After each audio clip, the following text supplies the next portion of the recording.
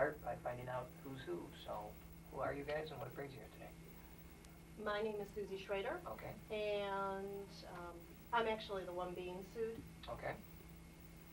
My name is Ann Kim, Okay. and I'm the plaintiff. Okay. Very good. First of all, I want to make sure, since your plaintiff and your defendant, do both of you have the authority in the event that we reach an agreement here? Are you both in a position to say yes or no? Yes. Or do you need to check with somebody else or anything like that? It's fine. Okay, good. First of all, as I said, my name is Rocky Perkovich, and I'd like to call you Ann and you Susie. That's okay? Mm-hmm. It's fine. All right, good. The reason I mentioned that is because mediation is an informal process, and besides, my last name is difficult, and you'll never be able to figure it out anyway. But one way to keep it informal is to be on a first-name basis. And I want to make sure, first of all, before we go any further, that I have never worked with either of you guys before, met you, seen you, interacted with you in any way, shape, or form. Is that true? No. Is that true? No, it is true. That Okay, is true. good. Yeah, I've never seen you before. All right, good. You might be wondering why I'd ask you that question, and the reason for that is I want to make sure that you both are comfortable and believe that I come to this dispute with knowing nothing about it and not having any care as to how it gets resolved or whether it gets resolved, and that's why I want to make sure. And along those lines, let me tell you what I will be doing and what I won't be doing. My job here is to help you guys have a conversation, to talk to one another to see if you can figure out a way to resolve this dispute. And I'm going to be asking some questions and helping you have that conversation. One of the things that I am not going to do is I'm not going to decide who's right, who's wrong. If there's a dispute on the facts, and I don't know whether or not that's true, but if there is a dispute on the facts, I'm not even going to decide whose version of the facts is correct and whose version of the facts is incorrect. In fact, you guys are going to make all the decisions. And my job is to help you make those decisions, and my job is to help you have a conversation so you can make those decisions.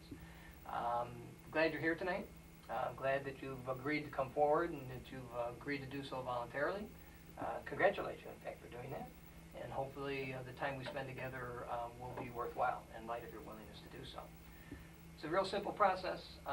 After I get done, I'm going to ask each of you to tell me a little bit about this dispute. I'll start with you, Ann, since you're the plaintiff, followed by you, Susie. After each of you give your statement, I'll take a second or two to briefly summarize to make sure that I understood it correctly and give you an opportunity to add to that if anything's necessary. And we'll begin to have that conversation that I talked about, asking questions, talking to one another, and hopefully you guys will do more of the talking and I'll do more of the listening, but that's the plan. Ask that you be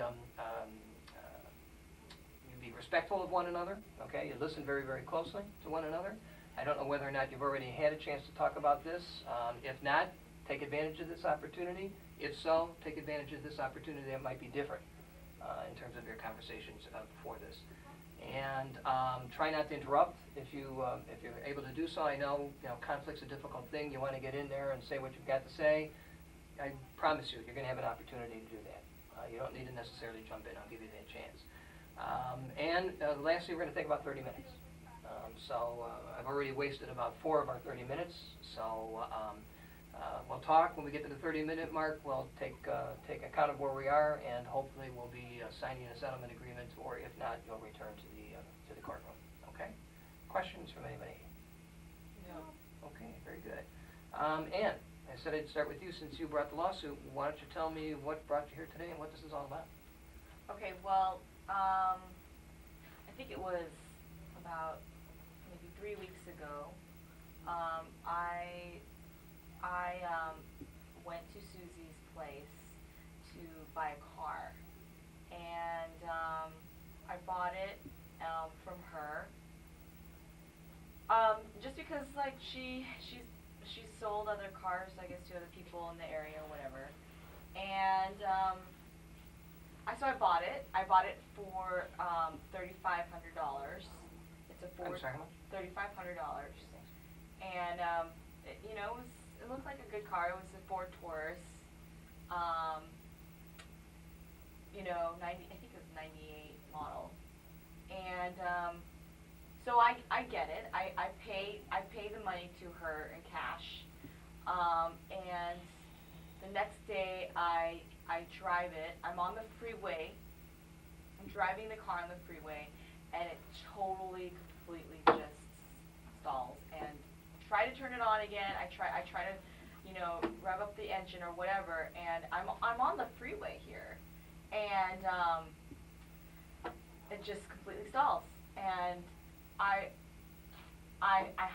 what I had to do was get out of the car and try calling the police. The police comes, and then I had to get the car towed.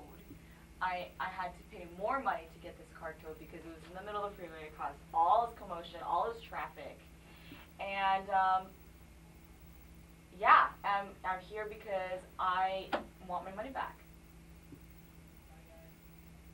Okay. And I know you may have just said this, but I want to be perfectly clear. If we could resolve this today, what would they look like for you? I want a full refund for my car that I bought in good faith. Okay, good. Let me take a few brief seconds to try and recap what you've just described. From what I understand, about 3 weeks ago, you bought a car from Susie. You went to her because she had sold cars to other people in the neighborhood, or people that you know? Or? Yeah, I guess just like in the neighborhood. Okay, all right. The selling price was $3,500. You say the car looked good. You paid cash for the car. You drove it the next day on the expressway. It stalled while you were on the expressway. You tried to turn the ignition on once again. Didn't work. You got out. The police came. There was a lot of commotion as a result of having it stalled on the freeway. You had the car towed, which was an additional cost. And you'd like to see this settled by getting your refund of $3,500. Yes. Okay. Did I miss anything? Well, there's a cost of actually getting the car towed, which Okay. is, I had to pay about $80 to have that car towed. Right. Not to mention, you know, the pain and suffering that I've been through. You know, I had to go. Are you joking? I mean, I had to go and. Hang on a second, guys. Susie, promised you, and we're about 30 seconds away from giving you your chance. Look, I had to go and file for this after that happened. I had spent over 3 days without having to, you know, being at work. I have lost money from not being able to make work, and court costs. Okay. So altogether, it should be about $4,000.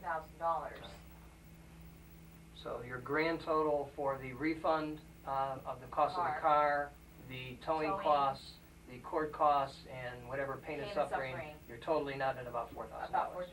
Okay, good. Thank you. Susie, your turn. She forgot one important fact. The car was sold as is. And so I am under no obligation to return any of her money. She bought that car knowing full well there was no warranty. And so I have no legal obligation to return her money, so I'm not going to do that. Okay. How can you? Hang on a second, Ann, because I want to do the same thing I did with you with Susie, which is number one, make sure that she's done, and then number two, make sure I understood her. So, just a few brief seconds. Anything else you want to add to that, Susie? Not really. Okay, all right. So your bottom line then is that you sold this car to Ann, you sold it on an as-is basis, which to you means that there's no obligation to return any money, there was no warranty, and you have no legal obligation to do so. Exactly. Okay, all right. What I'd like to do then is take a few seconds, because I know, or at least I sense, that you're getting you have a willingness to talk to one another, and that's good. I'm going to take a few seconds to talk about what I think are the issues, maybe sort of an agenda, set an agenda for our conversation. So let me take a stab at it. Number one, it seems to me we need to talk about this court case. Okay. Number two, we probably need to talk about the sale, the transaction. Okay. What the terms of the transaction were. Okay. And we probably need to talk about this issue of the money. Yeah, that's right, money. You Did I miss anything, first of all? No. Okay. Ann, you wanted to jump in at one point when Susie was speaking, and I stopped you, so I just want to make sure I give you the opportunity. What did you have on your mind? I just don't understand how you can sell a car and the very next day it breaks down entirely, and that she could just get away with that. Like that's just fine with her. You bought a I mean, used car. but I bought it, and I even test drived it, and it was fine, and I bought it in good faith. Okay. And what do? You knew car was a sour lemon. You knew that the car was bad, and you didn't tell me. How can you do that? How can you? I cannot how- make guarantees for how long a used car is going to last. That's exactly why it's What, sold so- as is. That is exactly Okay, why first of all, I do I not don't give even it know. I don't warranty. know how you can go to your work every day and still do this, and know that you're selling sour lemons. You know to what? people. I've been selling cars for 10 years. Oh, so you've been selling And- cars for 10 yes. years, and you have how many clients now? First of all, I've had a lot of I shouldn't have customers. never been with. I shouldn't have never gone to you. You know what? You're just upset with the decision you made. You're having buyer's remorse, and now you want me to pay for it. And you know what? I'm not going to do that. I am not in business to support you and your bad decisions. Is what it comes down to. I'm sorry that the car stopped working. No, but you should have sold that car to me in good faith. I did I bought send that car sell from it to you in good faith. I did. You were very informed of the fact that it was sold as is. It was on the window. It was on the contract. You signed a separate document stating that that you were taking that car as is. Right, because you had told me that the car was running great. As far as we knew, it was. You're lying. You are so lying. Did the car drive off the lot? Yes, and then the very next day, it stalled on the freeway. Do you know So what it you feels knew like to when be you drove stalled off on a that lot- freeway? No, you do not know what it feels like to be in the middle of a freeway and having entire world look at you and your burnt out car. It's not a good feeling. First of all, I should have not had that car towed. I mean, I cannot believe that I have to pay for not only the loss of this. I don't have a car anymore. I do not have a car anymore. All right. And hang on a I've second. already spent $3,500 on All this. right. Let me jump in here for a second, if I may. A couple things I want to follow up on that I heard both in the initial statements as well as you guys were speaking to one another. And let me work backwards, actually. Ann, just before I broke in, you said that you don't have a car anymore. Okay? I don't have a car. Will you tell Susie what's that like? Well, I don't have a car, and that means I cannot go to work. Do you work, Susie? Are there any other? Obviously. Are there any other consequences? Well, because I can't go to work, I can't earn money. I have children. How am I supposed to feed my kids if I don't have work? Get the car repaired, and then you'll have transportation. Oh, you want to go get it? Where's it at? Beats me. It was towed. It said something towing garage. I don't even know what the cost is to get that out of there. What is it? Do you know how much it costs to Nope. get a car out of towing garage? I haven't the slightest Something idea. like, it's a ridiculous amount of money to even just take a car out of a towing garage. Any other consequences of not having the car? Other than being unable to work and therefore earning your money? I mean, I really wanted, the main reason for me to get the car was so that I can go to my work, because I'm a social worker, and that requires for me to like visit all my clients and visit all the different. Also, not only do you use the car to get to and from work, but you use the car in the course of your employment as well? Exactly. I Okay. need my car for my work. Okay, Otherwise, I cannot be at that work. I see. So it's not that I can go take a bus and be dropped off to my work, because I have to be traveling all around the area just to visit my clients. Okay. And what's your employer thinking of all of this? Well, I'm really stressed out. I mean, I think my employer is pretty empathetic in the fact that I was stranded on a freeway. Have you ever stranded on a freeway? No. Okay, it's What's it like? It's horrible. Absolutely horrible. Okay, not only did I have to go to the call box and cross, I mean, fortunately it wasn't during a time when there was a ton of cars in the freeway, but I had to cross a lane just so I could get to a call box to call the police. And right there I could have been run over, you know. And I mean, I think that because of that, my employer, my boss, is okay. I mean, feels bad because I bought this car with good faith, and you know, I had to go through the whole ordeal. But you know, it's not as if I could continue with this for the length of a long time. I mean, I Right. need to get a car. Okay. So would I be correct in saying that if we can figure out a way to get you to work and to enable you to work, that'd be something you'd be interested in talking about? Yeah, I guess, if that means Cool. I need a car. Okay, good.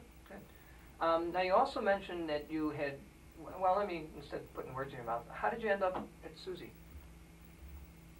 Why not somebody else or someplace else? Or? Well, I mean, some people were telling me that she's just done a lot of different things in the community, and like, she had, she had some connections to some people that were related to me, some family friends of mine or something like that. And so they didn't recommend me to her because they've never bought a car from her, but they knew of her because she's just done a lot of different things in the area. Right, and there's some connection with your family, is that what you said? Well, something like, I think it was like my family friends had known of her. Okay, all right. Susie, is that, as you understand it, or is this news to you?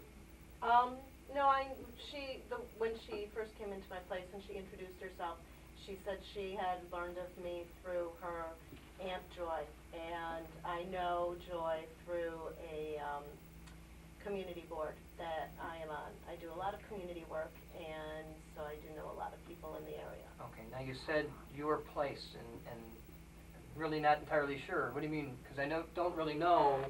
I mean, did you sell this car as an individual, or? No, no, I own a used car lot. That's what you mean by your place, then? Right, Okay, right. So you're a used car salesperson. Mhm. You had this transaction with Ann because of Ann's Aunt Joy, okay? Right. So it was a common link, if you will, Mhm. all right? And is that square with your I think so. understand? I mean, I All think it was Aunt, yeah. right. Does Aunt Joy know about this? Does Aunt Joy know about this problem? This dispute? Oh, my whole family, I mean, is appalled by it. Okay, all right. And, But Aunt Joy in particular, how does she feel about this dispute that you guys had? she felt really bad that she had given me her name, Okay. because All right. now she knows that she's a horrible, dishonest saleswoman. And Aunt Joy now, Susie, you and she were somehow active together on a community board? Right. Okay. And have you and Aunt Joy had any conversations about this? I haven't seen her. We haven't had any board meetings since. Okay. This Is this the occurred. first you've heard of Aunt Joy's concern as a result of this? Yeah. What's that mean to you, anything?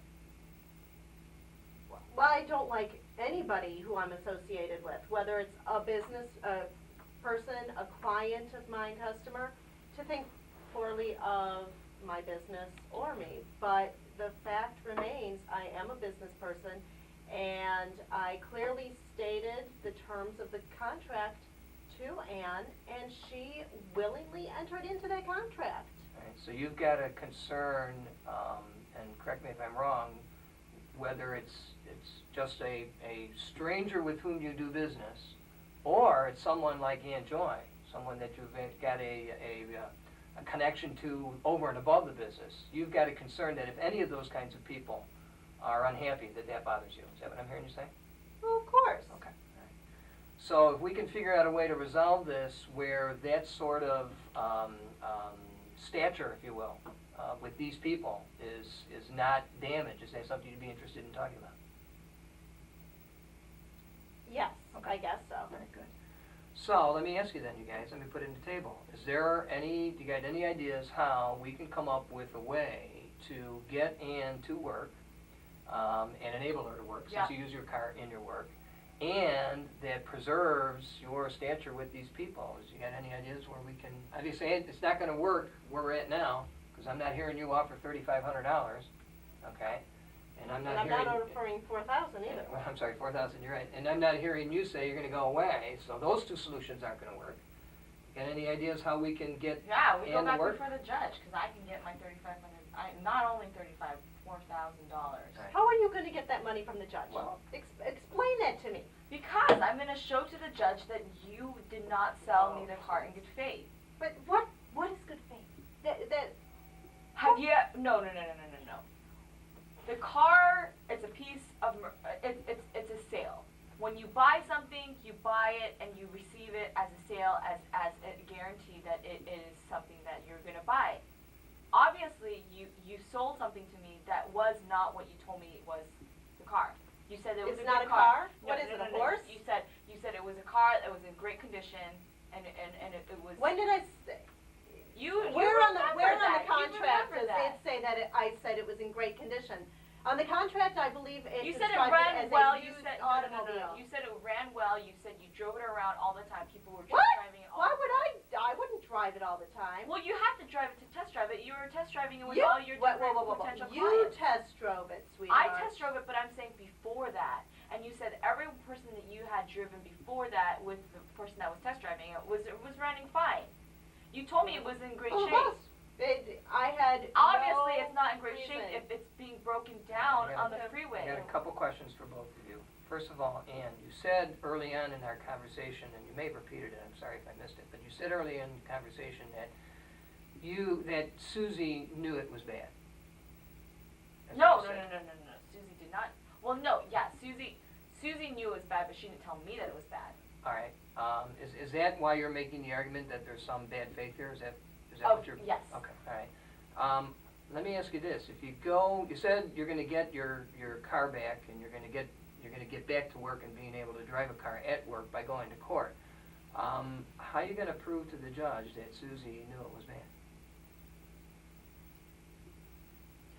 Well, obviously, she said that it was in great shape, right?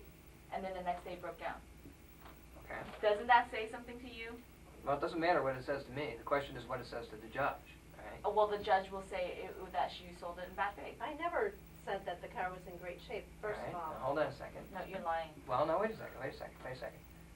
So you're going to go before the judge and you're going to say, Your Honor, Susie told me it was in great condition. It obviously wasn't, therefore she must have known that it wasn't, therefore she acted in bad faith. Susie's going to go up to the judge and say, Your Honor, never said it. Well, why would she even sell it to me and say, look, she sold it to, I'm just saying what she told me, and I know what she told me. I understand it. But she's going to say, I assume, given what you've just said now, she's going to say to the judge, I never said it. You never told me that it was in bad shape. I'm not saying it's in bad shape now. Can you tell me what's the problem with the car?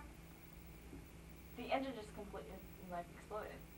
Is that the official diagnosis from a mechanic? I don't know. You don't know. You have no idea what's wrong with this car. I know that it didn't start and there was smoke coming out of it. Okay. So how can you attribute that to me? For all I know, it's your driving. Oh my No, gosh. Howard, I need to go back. All right. And that's what I'm going to say I to need the to go judge. No, wait. Well, what makes you think the judge is going to decide that Ann is a bad driver? She can't prove that it was my fault. She has no proof to No, show the judge. It shows perfectly The burden fact of that proof you, is on no, her. No. You said the car is in great shape. I bought it from you in good faith. I sold you a used car. Yeah, and you knew it was a bad car. You No, knew it was a I sour didn't. lemon. You sold me a car. Listen, you know because what? honestly, Time out. All right. I want to go back to the court piece because both of you seem to be fairly confident that you're going to win, and that's impossible. I mean, you both can't win, right? I mean, one of you is going to win and one of you is going to lose, and you're both equally confident that you're both going to win, and that's impossible. And we spent a little time talking about how you might fare in front of the judge. Susie, let's do the same thing. First of all, we've got the same situation, it seems to me. If Ann goes up before the judge and says, Susie told me it was in great condition, and Susie goes up before the judge and says, I never said it, what happens if the judge believes Ann? I still have a contract that shows that I was selling that vehicle without any kind of warranty whatsoever. She signed saying she was taking that vehicle as is with no warranties made. So you're going to argue, if I'm understanding correctly, you're going to argue that even assuming you made that statement to Ann, the as-is, what? Is that your statement's irrelevant? Is that what you're going to say? Well, first of all, I'm going to say that I didn't. No, I understand that, but I mean, work with me here. Let's just assume for the sake of discussion that the judge decides, you know what, Susie, I'm believing Ann. And I'm going to decide that you did, in fact, make that statement to Ann. Well, I'm also going to ask the judge what proof she has that it was actually the vehicle that broke down and that it was, that I had knowledge that the vehicle broke down. I mean, for all I know, she Okay, get did real, something Susan. wrong when she drove. Susan, you sold me a bad car. Well, you you know know, I'm not, Right. whatever. Well, we're not gonna get that situation resolved, all right? I mean, if you guys could agree whether or not a good car was sold or a bad car was sold, we wouldn't be here today. All right, that's simple, all right? We've got about 5 minutes left in this conversation, all right? We've identified that Ann needs to get to work and needs a car to work once she's there, all right?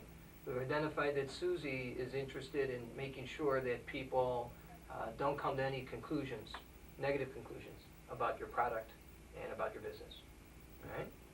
If we go to trial, if you guys go to trial, one of you is going to lose and one is going to win, okay? For example, Susie, if Ann wins, then, I don't know, you tell me, what's going to happen to that concern of yours? What's going to happen when people learn that Ann sued you for bad faith, is the word you're using, right? Bad faith. That you sell sour lemons. What's going to happen then? No one in my family is going to you, ever. Okay, you just told me that nobody in your family has come to me before. Well, But, now no one will. I mean, ever be. as a business person, it's in my best interest to not have a negative view of my business. Okay.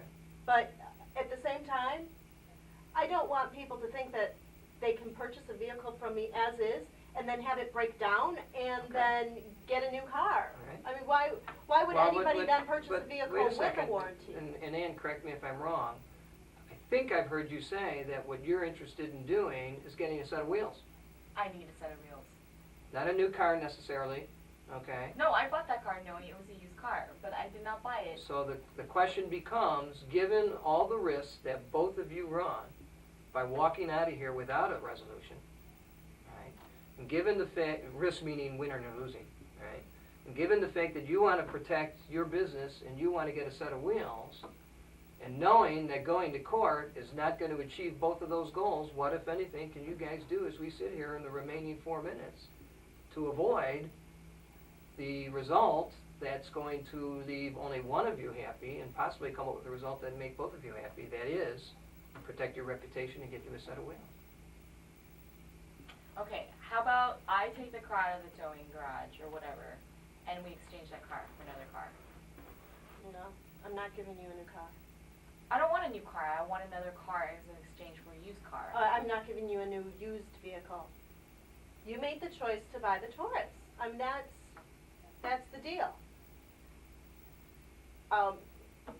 My problem here is that we don't even know what is the problem with your vehicle. I mean, Why would that make a difference? Well, because first of all, she could have very well done something to cause the damages, yet she wants me to absorb the costs. But number two, it could be a very simple thing to fix. I mean, for all I know, it could be a fan belt, and, you know, it would cost $5 to repair that. And you know what? My time is worth a hell of a lot more than $5. So Just mine. if you knew the source of the problem, how, if at all, would that make things different than it I've is got right a now? mechanic. My mechanic could replace a $5 fan belt and would make my life a lot easier and less headaches. We could have this situation resolved. Right. And if that car were fixed and were operable, where would that put you in terms of getting a set of wheels? I mean, I guess I could try to fix the car. I don't really think that the car can get fixed, but I'm not going to Susie's mechanic Okay. Why is that? because she told me that she had had the car checked out by her mechanic and it was fine. It was in great condition. It was certified as good condition. And obviously, it was not in good So condition. are you saying then that if your concern about getting the car fixed could be met by someone other than Susie's mechanic, that's something you'd be interested in speaking about? Well, I guess, I mean, if there's nothing else I can do. I mean, I could just go back before the judge and get the judgment, but Well, no, but I'm saying, when we started this conversation, that solution is going to be win all or lose all. This is our opportunity to figure out a solution that avoids that result, but still gets both of you what you want, which is your business intact and you a set of wheels. So am I hearing you say that if we can get that car examined and fixed and operable, you're okay? Is that what I'm hearing you say? yeah, I mean, if it's fixed, it's All right, fixed. all But you don't want to have them done by Susie's person. No. All right. What do you think, Susie? Oh, I have some problems with that. What are they? First of all, I am not going to be an unlimited checkbook. And the way that I could help prevent spending a lot of money is by using my own mechanic, because he's not going to charge me for labor. And so if I send it to somebody else, they're going to charge me huge amounts for labor.